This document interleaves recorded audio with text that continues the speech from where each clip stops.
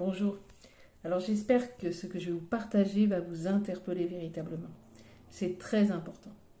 Le psaume chapitre 4, versets 26 et 27 nous dit « Considère le chemin par où tu passes, que toutes tes voies soient bien réglées, n'incline ni à droite ni à gauche et détourne ton pied du mal. » Dans ma maison, j'ai une plante et en fait elle a un tuteur au milieu. Et cette plante a énormément grandi.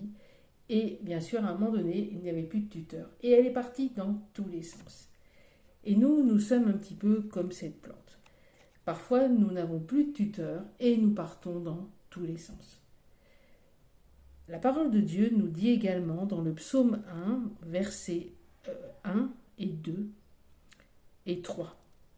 Heureux l'homme, et je continue, là je saute un petit passage, et qui trouve son plaisir dans la loi de l'Éternel et la médite jour et nuit. Il ressemble à un arbre planté près d'un courant d'eau. Il donne son fruit en sa saison et son feuillage ne se flétrit pas. Tout ce qu'il fait lui réussit.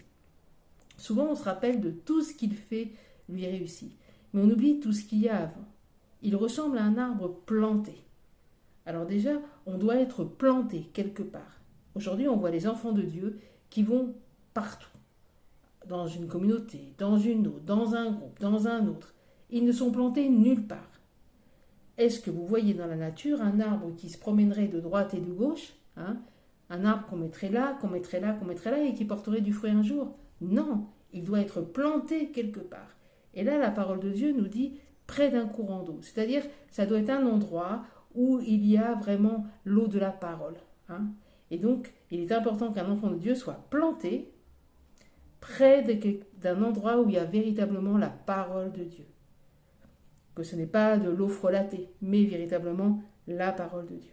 Et qu'est-ce qui va se passer? Eh bien, cet arbre, à un moment donné, il va grandir, et il va porter du fruit.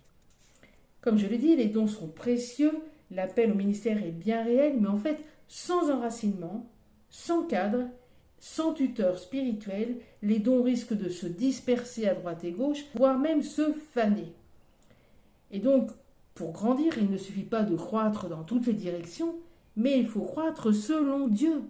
Il faut croître dans sa direction et au bon endroit. Alors le message que je donnerai aujourd'hui aux enfants de Dieu, c'est arrêtez d'être partout et nulle part.